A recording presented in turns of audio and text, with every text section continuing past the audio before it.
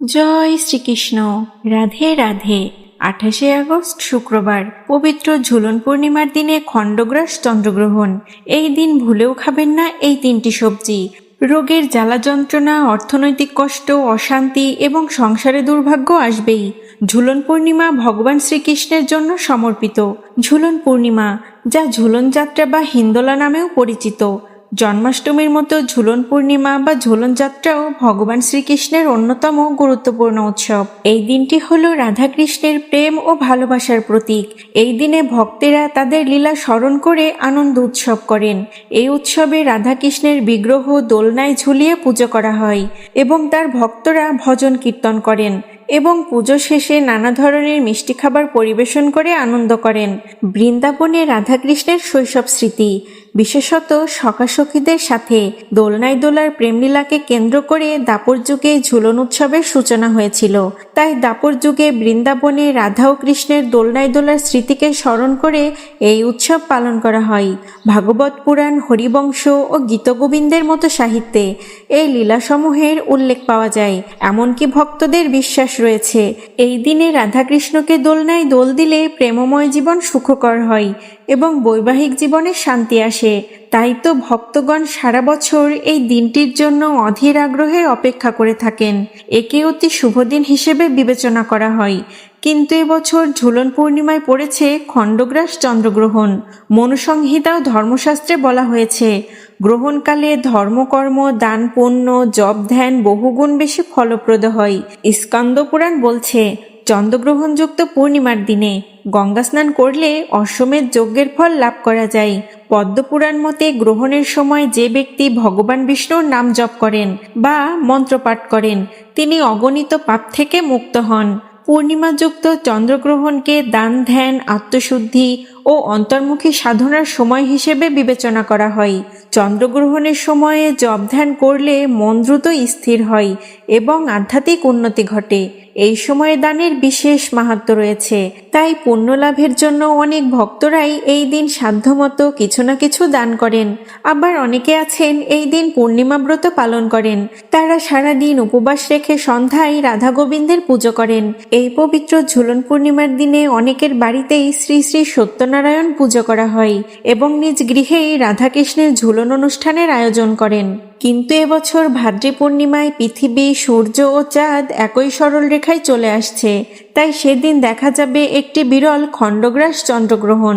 তাই এই দিনে পুজোর সময় কিছু বিশেষ সতর্কতা মেনে চলা বাঞ্ছনীয়। এই গ্রহণ শেষে স্নান করে শুদ্ধ হয়ে পুজোর স্থান পরিষ্কার পরিচ্ছন্ন করে তবেই আপনি পুজো করতে পারবেন।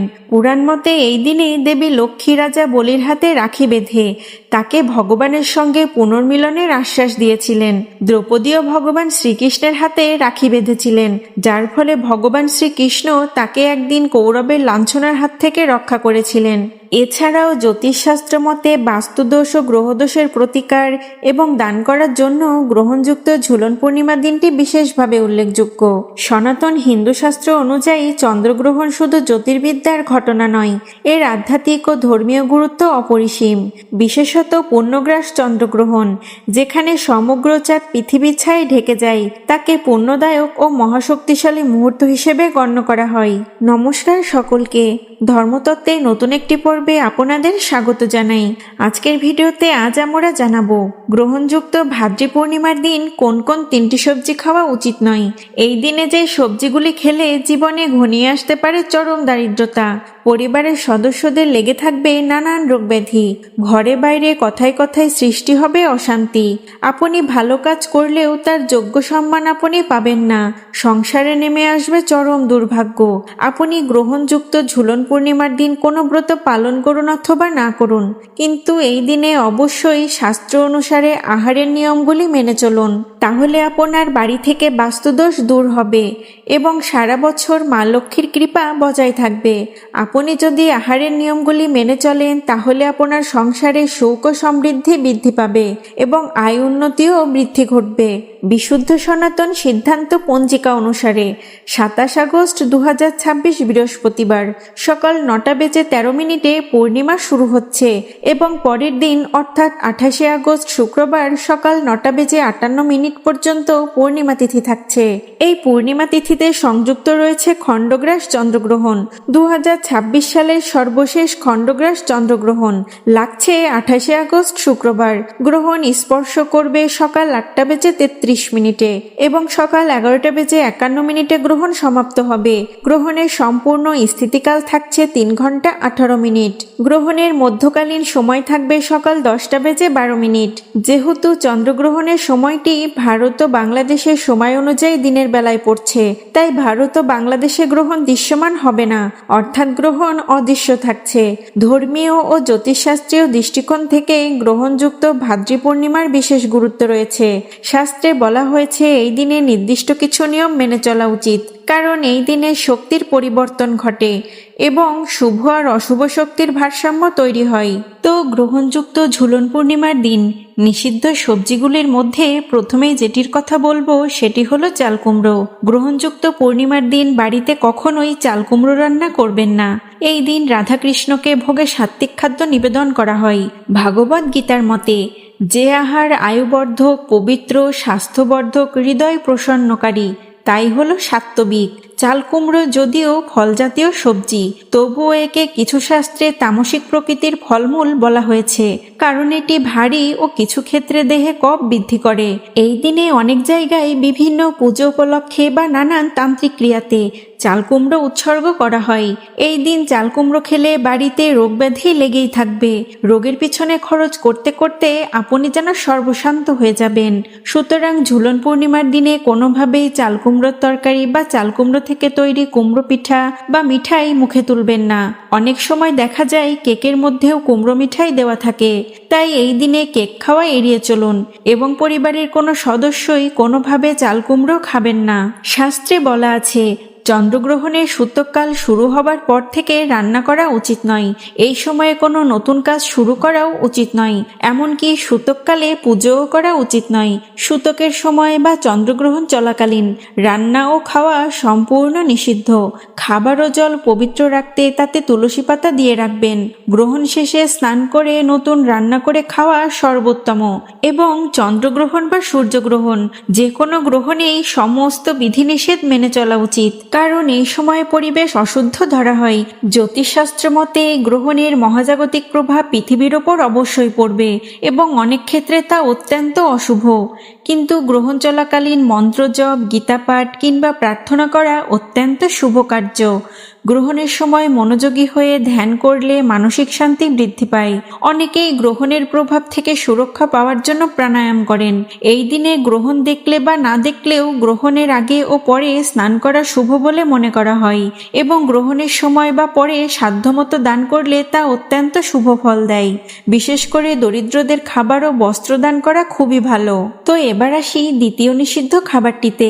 এই দিনে দ্বিতীয় নিষিদ্ধ খাবারটি হলো মাসকলাই। গ্রহণযুক্ত ঝুলন পূর্ণিমার দিন কালো বা সবুজ মাসকলাই এবং এর থেকে তৈরি বিউলির ডাল বা অন্য কোনো খাবার খাবেন না। মাসকলাই থেকেই ভাঙা বা গোটা উভয় ধরনের কলাইয়ের ডাল তৈরি হয়। এই দুই ধরনের ডাল খাওয়া এড়িয়ে চলুন। এই দিন ঘরে বা বাইরে বিউলির ডাল দিয়ে তৈরি বড়ি, রসবড়া, দই বড়া, কচুরি অথবা ধোসা প্রভৃতি খাবার এড়িয়ে চলুন। এছাড়াও কোনো প্রকার নেশাজাতীয় খাবার এই দিনে গ্রহণ করবেন না। বন্ধুরা, ঝুলন পূর্ণিমার দিনে পরম পুরুষোত্তম ভগবান শ্রীকৃষ্ণের উদ্দেশ্যে যদি একটিমাত্র তুলসী পাতাও নিবেদন করা যায় তাহলে অশেষ পুণ্য লাভ হয়। পাশাপাশি এই দিন সত্যনারায়ণের কথা শ্রবণ করাও অত্যন্ত শুভ বলে মনে করা হয়। সনাতন হিন্দু ধর্মে বিশ্বাস করা হয় যে ঝুলন পূর্ণিমাতে ভগবান বিষ্ণু ও মা লক্ষ্মীর পুজো করলে সমস্ত মনস্কামনা পূরণ হয়। ঝুলন পূর্ণিমা তিথির আধ্যাত্মিক গুরুত্ব অপরিসীম। পূর্ণিমার দিন উপবাস করে যথাবিধি মেনে পূজা অর্চনা করলে বাড়িতে সুখ ও শান্তি বিরাজ করে। শাস্ত্রমতে ঝুলন পূর্ণিমার দিন তৃতীয় যে সবজিটি খেতে নিষেধ করা হয়েছে সেটি হলো কুমড়ো। পদ্মপুরাণ, হরিভক্তি বিলাস ও গরুর পুরাণে উল্লেখ আছে যে কোনো দেবতার পুজোয় এমন খাদ্য নিবেদন করা উচিত নয় যা দেহে তন্দ্রা, অলসতা ও কাম প্রবৃত্তি বৃদ্ধি করে। কুমড়ো কিছু ক্ষেত্রে শরীরে তন্দ্রাচ্ছন্নতা সৃষ্টি করে বলে একে তামসিক হিসেবে ধরা হয়। বৈজ্ঞানিক মতে কুমড়োতে থাকা অ্যামাইনো অ্যাসিড ট্রিপ্টোফেন মস্তিষ্কে সেরাটোনিন ও মেলাটোনিন হরমোন বৃদ্ধি করে, যা ঘুমকে বাড়িয়ে দেয়। ঝুলন পূর্ণিমার ব্রতে সারা রাত জাগরণ, গান বাজনা, ভজন কীর্তনের ইত্যাদি আয়োজন করা হয়। অতএব তন্দ্রা আনা খাবার এড়িয়ে চলাই বাঞ্ছনীয়। এই দিন কুমড়ো খেলে বাড়িতে রোগব্যাধি লেগেই থাকে। সুতরাং এই দিনে বাড়িতে কখনোই কুমড়ো রান্না করবেন না এবং পরিবারের কোনো সদস্যই ঝুলন পূর্ণিমার দিন কুমড়ো খাবেন না।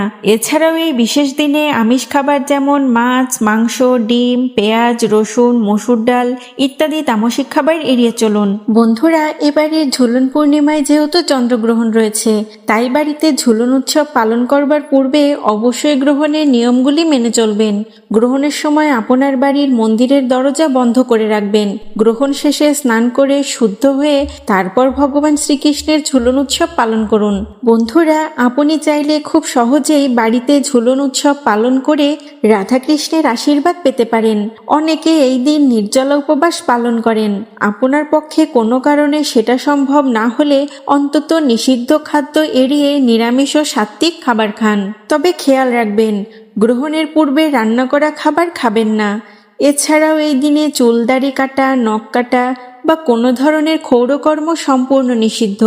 দিনটি এইভাবে পালন করলে আপনার সংসারে প্রেম ও শান্তি বৃদ্ধি পাবে, দাম্পত্য কলহ দূর হবে, সন্তান সুখ ও ভবিষ্যৎ রক্ষা হবে, হৃদয়ে কৃষ্ণ প্রেম ভরে উঠবে এবং আপনার মোক্ষ লাভের পথ সুগম হবে। ঝুলন পূর্ণিমা পালন করা সকল সনাতন হিন্দুরই কর্তব্য। এই দিন নিরন্তর ভগবানের নাম স্মরণ, মনন ও শ্রবণ কীর্তনের মাধ্যমে অতিবাহিত করুন। তবে গ্রহণ চলাকালীন সময়ে বাড়িতে রাধাকৃষ্ণের পুজো করবেন না। তবে পুজো না করলেও এই সময় আপনারা বিভিন্ন পবিত্র ধর্মগ্রন্থ পাঠ করতে পারবেন, হরে কৃষ্ণ মহামন্ত্র জপ করতে পারবেন, আপনার গুরুমন্ত্র জপ করতে পারবেন। তবে বিশেষভাবে যদি গ্রহণের সময় আপনি মহামৃত্যুঞ্জয় মন্ত্র জপ করতে পারেন, তাহলে গ্রহণের কোনো অশুভ ছায়া আপনার উপর পড়বে না। গ্রহণের সময়টিতেও আপনি নিরাপদ ও সুরক্ষিত থাকবেন। তো বন্ধুরা, মূলত এই ছিল আমাদের আজকের আলোচনা। আমাদের আজকের আলোচনা আপনাদের কেমন লাগলো তা কমেন্ট করে আমাদের অবশ্যই জানাবেন। আশা করছি আজকের ভিডিওটি থেকে আপনারা একটু হলেও উপকৃত ও সমৃদ্ধ হয়েছেন। ভিডিওটি ভালো লাগলে অবশ্যই একটি লাইক করবেন এবং আপনার অন্যান্য পরিবার পরিজনের সাথে ভিডিওটি শেয়ার করবেন। এতে করে তারাও তথ্যগুলো জানতে পেরে উপকৃত হতে পারবে। ভিডিও সম্পর্কে যে কোনো মতামত আমাদের জানাতে একদমই ভুলবেন না। আর আপনি যদি আমাদের চ্যানেলে নতুন হয়ে থাকেন তাহলে চ্যানেলটিকে অবশ্যই সাবস্ক্রাইব করবেন এবং পাশে থাকা নোটিফিকেশন বেল আইকনটি প্রেস করে রাখবেন। তাহলে আমাদের প্রতিদিনের নিত্য নতুন ভিডিওগুলির নোটিফিকেশন আপনারা দ্রুত পেয়ে যাবেন। তো যাবার আগে কমেন্টে একটিবারের জন্য হলেও লিখবেন জয় শ্রীকৃষ্ণের জয়, জয় মা লক্ষ্মী। তো বন্ধুরা, ভিডিওটি আজ এখানে শেষ করছি। আপনারা সকলে ভালো থাকবেন ও সুস্থ থাকবেন। আপনাদের ওপর ঈশ্বরের কৃপা সদা বর্ষিত হোক। জয় শ্রীকৃষ্ণ। রাধে রাধে।